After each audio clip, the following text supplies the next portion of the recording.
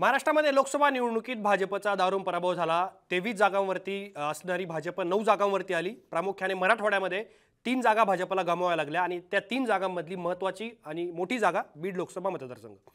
बीडमध्ये भाजपच्या नेत्या माजी मंत्री पंकजा मुंडे यांचा पराभव झाला। बजरंग सोनवणे तिथून विजयी झाले आणि त्यानंतर आता भाजपकडून लोकसभा निवडणुकीत जो पराभव झाला त्याची कारणं शोधली जात आहेत। अनेक नेत्यांना विधानसभेची तयारी करण्याचे आदेश देण्यात आले। सामाजिक समीकरणं भाजपकडून बांधली जात आहेत। प्रामुख्याने मराठवाड्यात भाजपला जो फटका बसला तो फटका जरांगे फॅक्टरमुळे बसल्याची चर्चा साधारणतः सुरू आहे आणि त्यानंतर आता विधानसभेपूर्वी भाजपने सामाजिक समीकरणं बांधून जुन्या नेत्यांना ॲक्टिव्ह करण्याचा प्लॅन आखलाय आणि याच प्लॅनच्या माध्यमातून उपमुख्यमंत्री देवेंद्र फडणवीस यांनी दिल्लीतल्या नेत्यांना पंकजा मुंडे ज्या बीडमधून पराभूत झालेला उमेदवार आहे त्यांना राज्यसभेवर घेण्याची गळ घातली आहे आणि त्यामागे जी कारणं सांगितली जात आहेत, आगामी विधानसभा निवडणूक असेल, ओबीसी सामाजिक समीकरण असेल आणि एक प्रकारे ओबीसी चेहरा देण्याचा प्रयत्न भाजपकडून देणार असल्याची चर्चा राजकीय वर्तुळामध्ये सुरू आहे। सूत्रांकडून माहिती मिळते देवेंद्र फडणवीस हे पंकजा मुंडे यांना राज्यसभेवर घेण्यासाठी आग्रही आहेत आणि त्यामुळे आता पंकजा मुंडे यांना राज्यसभेवर का घेण्यात येत आहे आणि भाजपला उशिराने म्हणजे इतकी वर्ष राजकीय विजनवासात पंकजा मुंडे गेल्यानंतर विधान परिषद, राज्यसभा आणि अनेक पातळ्यांवरती डावलण्यात आल्याचा आरोप झाल्यानंतर आता भाजप पंकजा मुंडे यांना राज्यसभेवर घेऊ शकता का, या सगळ्या प्रश्नांची उत्तरं आपण या पुढच्या काही मिनिटांमध्ये समजून घेणार आहोत। नमस्कार, मी आतिक आणि मुंबई तकमध्ये तुमचं स्वागत आहे। देवेंद्र फडणवीस यांनी पंकजा मुंडे यांच्यासाठी दिल्लीमध्ये शिफारस केलेली असली तरी सुद्धा आता महाराष्ट्रामध्ये 3 जागा रिक्त झालेल्या आहे राज्यसभेच्या वेगवेगळ्या पक्षातल्या नेत्यांच्या आणि त्यामध्ये भाजपच्या 2 नेत्यांची राज्यसभेची जागा रिक्त होणार आहे। प्रफुल्ल पटेल जे राष्ट्रवादी अजितदादा पवार गटाचे नेते आहेत त्यांची जागा रिक्त झाली, तिथे बारामतीतून ज्यांचा पराभव झाला त्या सुनेत्रा पवार यांना उमेदवारी देण्यात आली। कदाचित त्यांची बिनविरोध निवड होऊ शकते। उदयनराजे भोसले ज्यांचा साताऱ्यातून विजय झालाय आणि आता ते राज्यसभेचे खासदार नसतील, राजीनामा दिल्यानंतर ते लोकसभेवरती त्यांचा खासदारकी फिक्स होईल। ही जागा राष्ट्रवादीला दिली जाणार आहे अशी चर्चा सुद्धा राजकीय वर्तुळामध्ये आहे आणि पियुष गोयल ही महत्त्वाची जागा याच्यासाठी पण आहे।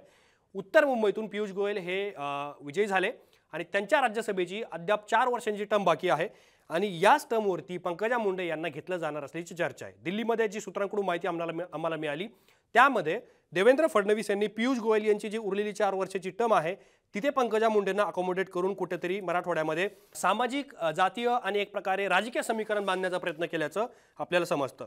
आपण बघितलं होतं लोकसभा निवडणुकीमध्ये जबर फटका मराठवाड्यामध्ये भाजपला बसला होता। 3 जागा भाजप हरलं होतं। त्याचबरोबर भाजपचे जे मित्रपक्ष आहे शिवसेना, शिंदे गट त्यांच्या सुद्धा काही जागांवरती त्यांना पराभव झाला होता। त्यापैकी संभाजीनगरची जर जागा सोडली तर 7 जागांवरती महायुतीला पराभव पत्करावा लागला होता। जरांगे फॅक्टरला काउंटर करण्याचा प्रयत्न भाजपकडून होतोय का? आता आपण जर बघितलं तर लक्ष्मण हाके जे ओबीसी नेते आहेत त्यांच्या आंदोलनात सुद्धा महायुतीचे नेते जात आहेत, त्यांना भेट देत आहेत आणि ज्या पद्धतीने लातूर, नांदेड आणि जालना या महत्त्वाच्या आणि भाजपच्या बालेकिल्ल्यामध्ये भाजपचा पराभव झाला त्यामुळे कुठेतरी भाजपला आता ओबीसी चेहऱ्याची गरज भासते का, ओबीसी नेत्याची गरज भासते का, या चर्चामुळेच आता भाजपने सुद्धा राजकीय हालचाली करण्यास सुरुवात केलेली आहे। मराठवाड्यामध्ये पंकजा मुंडे या प्रभावी ओबीसी चेहरा आहेत। केवळ बीडच नाही तर मराठवाड्यातल्या आजूबाजूच्या जिल्ह्यामध्ये ते आपला प्रभाव राखून आहेत। अर्थात त्यांचा परळी विधानसभा आणि त्यानंतर आता लोकसभा निवडणुकीमध्ये पराभव झालेला असला तरी सुद्धा त्यांच्या मागे असलेली मतांची ताकद ही अद्यापही कायम आहे। बजरंग सोनवणे यांच्याकडून पराभव झाल्यानंतर आता जर भाजपने त्यांना राज्यसभेवरती घेतलं तर त्यामुळं कुठेतरी भाजप ओबीसी समाजाला, ओबीसी नेत्यांना प्रतिनिधित्व देणार असल्याची चर्चा ही सुद्धा सुरू झालेली आहे।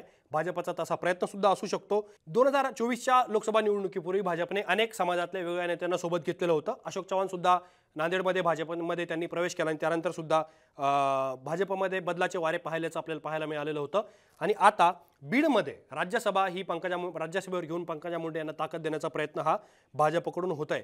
आपण जर बघितलं तर बीडमधल्या किंवा मराठवाड्यातल्या काही ठिकाणी भाजपचा मतांचा जो टक्का होता तो कमी झालेला होता, मताधिक्य घटलेलं होतं, त्यामुळे सुद्धा उमेदवार हे भाजपचे आणि मित्रपक्षांचे पराभूत झालेले होते। पण आपण जर प्रामुख्याने भाजपचा जर विचार केला तर मराठवाड्यामध्ये भाजपचा प्रभाव निर्माण करू शकेल, भाजपचं संघटन वाढवू शकेल, भाजप पक्षाचा विस्तार करू शकेल असा मोठा चेहरा आता सध्या तरी दिसत नाहीये। त्यामुळे कुठेतरी पंकजा मुंडे यांना रिॲक्टिव्ह करून बीडसह मराठवाड्यातल्या अन्य भागांमध्ये सुद्धा भाजपला पक्षाचा विस्तार केला जाईल असं त्यांचा प्रयत्न त्यांच्याकडून सुरू आहे।